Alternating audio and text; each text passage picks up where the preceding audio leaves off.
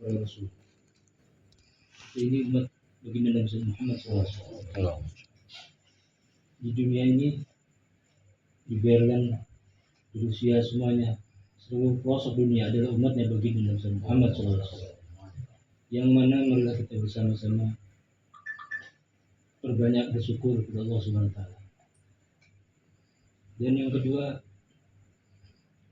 niatkan hati kita untuk selalu mendapatkan ridhonya Allah Subhanahu wa taala. Dan yang ketiga, kita hadirkan hati kita kepada baginda Muhammad SAW, yang mana beliau adalah yang bakal mensyafaati kita yaumul qiyamah.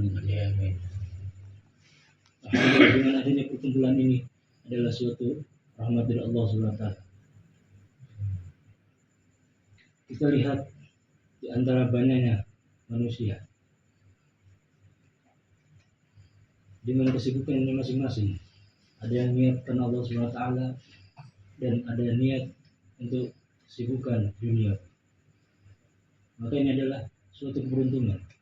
Hanya orang-orang yang beriman lah yang Allah panggil untuk selalu mengingat Allah Subhanahu wa taala. Yang mana kita tadi telah mendengar surat Yasin, terus dilengkapi dengan roti hadat. Artinya itu bentuk tawasul kita, yang mana beliau adalah orang-orang yang telah dekat sama Allah Ta'ala. Maka dari situ, itu adalah kendaraan kita untuk menuju alam akhirat. Dan begitu pun para aulia Allah sholihin, salafun soleh, itu adalah kendaraan kita. Kalau tidak ada beliau, mau kemana lagi? Kalau nggak ada orang soleh di dunia ini, akan hancur, akan binasa. Maka Allah Subhanahu wa taala masih menyimpan sosok-sosok orang soleh. Ini kita harus bersyukur, berbanyak bersyukur. Mudah-mudahan dengan niat syukur kita ini terima Allah Subhanahu wa taala. Dan inilah malam Jumat, malam yang mulia. Penciptaannya segala sesuatu itu dimulai dari hari Jumat. Penciptaannya bumi, langit itu hari Jumat.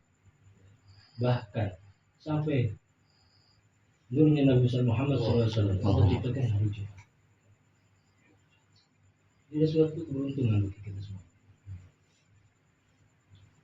Dengan adanya silaturahmi ini adalah suatu ajang yang mana Allah SWT telah memberikan kepada kita suatu ladang untuk akhirat. Ibaratkan kita ini sedang merantau. Kita hidup di dunia sedang merantau. Coba kalau kita artinya dari Jawa merantau ke Jakarta gitu kan. Terus beberapa tahun di Jakarta pulang tanpa membawa bekal ataupun apapun. Apakah malu? Pasti kita merasa malu. Tidak bawa bekal untuk orang tua ataupun kerabat yang lainnya. Begitupun dengan kehidupan kita ini. Kalau kita meninggal dunia tanpa membawa amal, itu diibaratkan ini berenang di lautan tanpa perahu. Maka dari sinilah ini adalah suatu bukti bahwa Allah SWT masih sayang kepada kita. Kalau orang meninggal dunia selama 1 tahun, roh itu pulang pergi, bukan 7 hari, selama 1 tahun pulang pergi. Apabila roh itu kangen sama keluarganya, ya Allah ya Tuhanku, aku rindu kepada keluargaku, mohon izin aku ingin menjenguk keluargaku. Adanya di pintu, gak kemana-mana. Setelah melihat, oh engkau tidak kasihan kepadaku, engkau tidak sembahyang kepadaku, engkau tidak mengirimkan hadiah hari kubur kepadaku, roh itu pulang lagi dengan rasa gelisah, dengan rasa sangat kasih sayang. Setelah sampai dalam kubur, digigitin rezeki, mengeluh si roh itu. Orang soleh, rohnya orang suci itu ada di atas langit. Diibaratkan kalau orang soleh meninggal, itu diibaratkan tidur malam bangun pagi.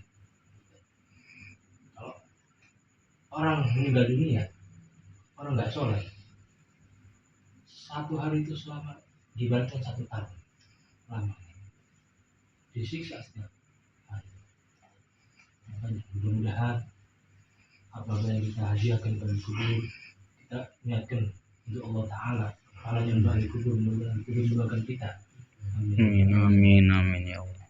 Mungkin cukup sekian dari saya. Apabila ada kata-kata yang kurang berkenan, mohon diikuti pintu maaf yang sebesar-besarnya. Assalamualaikum warahmatullahi wabarakatuh. Waalaikumsalam.